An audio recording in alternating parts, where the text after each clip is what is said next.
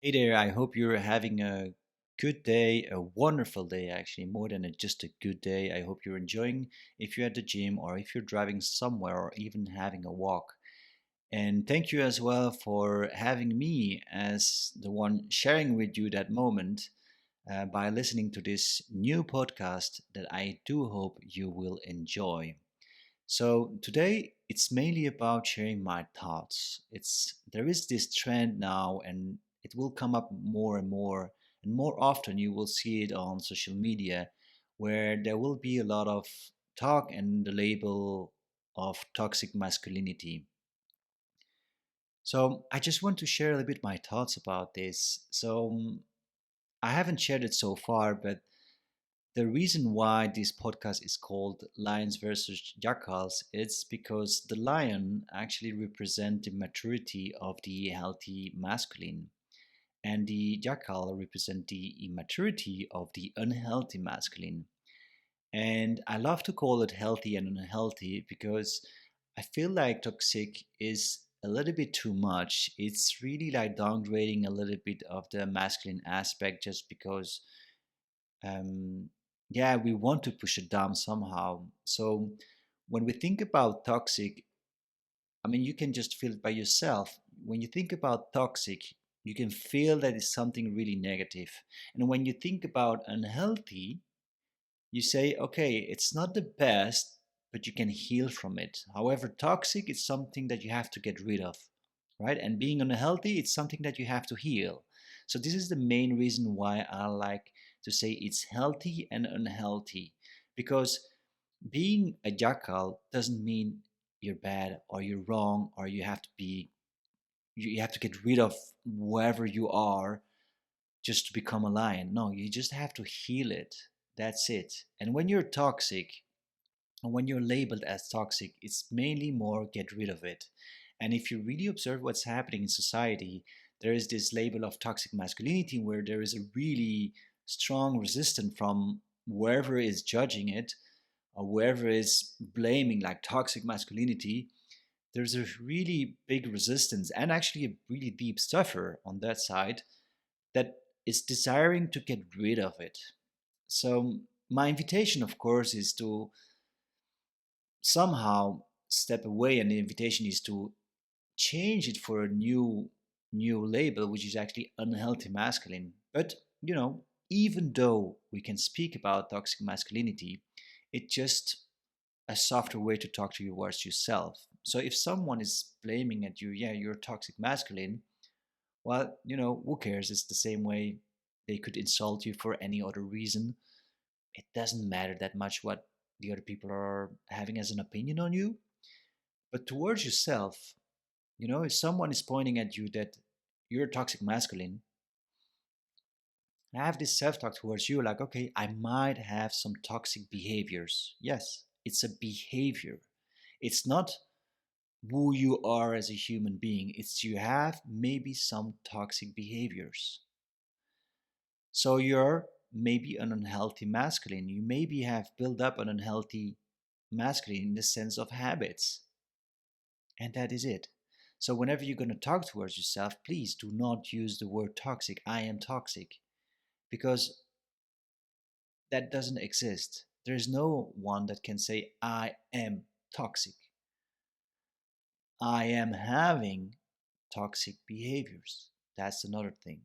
But please just make sure you're not letting yourself being oppressed by this new trend, which is, in my view, a very tricky trend because on one side I see the danger coming up, and you actually can already see what is happening on social media, certain behaviors, certain criticisms, certain ways of judgment, the irrationality that is happening, that there is a little bit of a danger. And the danger I see is that the oppression of masculinity will be increased.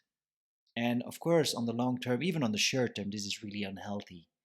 It does not make any sense that oppression is the way to go. So that's on one side the danger I am observing for man and woman. So this, of course, includes both genders.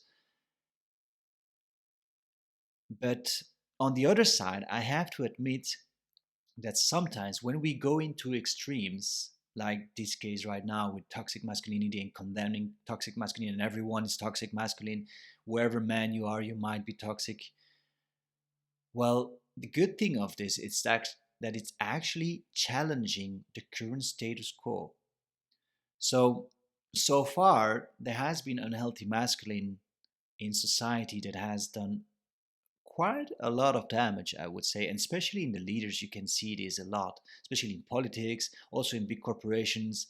You have, and also on other sides, I'm just pointing them out because of the impact they generate. So you can also see this in this typical alpha male cliche where, yeah, we also believe that being an alpha male is being violent, aggressive, and it's also, of course, causes a lot of damage in society. But some of us has more impact. So when you go into politics or you go into big corporations, well, if you have a toxic masculine or an unhealthy masculine, as I like to call it, the impact it generates on the world and the society is really big. So the good thing of what is happening, at least the good side that I can see it, is that it's calling them out. So when we use such a strong word as toxic masculine, it's really gonna point the pain. So there will be resistance from the masculine aspect, and I speak masculine aspect because this masculinity is alive inside of male bodies, but also inside of female bodies. But generally speaking, it's going to be pointing more towards man as a gender. But some women might feel also that pain inside of them because they also acknowledge this masculine aspect inside of them. So whenever you're pointing at toxic masculinity, you're pointing towards both genders. And the good side of it is that it's going to trigger a lot. And when things are triggered, there is a resistance happening. So maybe someone is calling someone you're toxic masculine, and that person will react. You have two ways. Or it reacts with maturity and being healthy. As you can see also on social media, some men are standing up and they're calling this out and they're making actions and proving that they're actually healthy masculines and they can address this attack with a very conscious way. And then you have others which are more aggressive, and that's the downside of it, is that it will trigger also other behaviors where on the man side or on the masculine side it will start generating rejection towards the one that is condemning them. So my invitation of this is be the lion. Don't be the jackal. Be the healthy masculine. Don't be the unhealthy. No matter whoever is calling you out as a toxic masculine or as a toxic behavior, you can still act as a healthy masculine. Usually, when people use or tend to use this word, toxic, is because they are in pain. They want to somehow make you feel that pain that they are feeling. So they're basically attacking you to push you down or to hurt you or whatever intention they may have. But usually it's not really a really conscious intention, or it's not really a, yeah, friendly intention. So when you see this happening, why would you then go and step into your unhealthy or in your toxic behaviors just to resist that? The best way to heal that is being aware of where this attack is coming from and just responding with healthy and consciousness, healthy masculine, sorry. So that's the invitation of today. And I would love you to pay attention to those things because it will come up. And the only way we can heal this is by stepping into a healthy masculine. How are we dealing when we are feeling attacked? Because this is might be the case that it will come up. The more we go into that trend as a society, the more trigger will come for usually male bodies, but also for the masculinity. And now I also want to put things equal. The same way we can label toxic masculinity we can label toxic femininity. So toxic feminine. And it's very current. It has always been there. Now, again, it's the same. Why would we call it toxic? We can say there is a toxic behavior in both genders. It doesn't matter if you're masculine or if you're feminine. But again, it's an unhealthy feminine that should be invited to healthy feminine.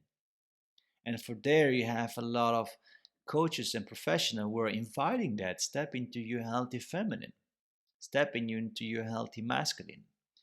So I would say don't get desesperated, don't get triggered too much by whoever is coming with that label towards you. Act with consciousness, act with awareness, and act out of your healthy masculine. And even though you might get triggered and it's painful to you, you still can manage to find a way to act healthy. And this message is, for me today, one of the most important messages I could send out. I'm sharing my thoughts about it, and I just hope that this will help. It helps to invite yourself to find your own way. Or how can you deal with this? How can you deal with whatever's going to come up towards you to downgrade you, to label you as a toxic masculine, or to tell you that just because you're a man, you are already toxic? So thank you very much. I hope this can trigger a little bit of a challenge inside of you as a man if you feel responsible, or as a woman if you also feel responsible because you also have part of your masculinity inside of you. And how can we all together just pass through this journey that it's taking us to some triggering times maybe, but it does not matter, because every time when we have difficult times, then we have just more challenges, and then there is a lot of growth. So I wish you a lot of growth. I wish you a lot of success if you're facing it, and if not, I just wish you a joyful day again and that you can enjoy it.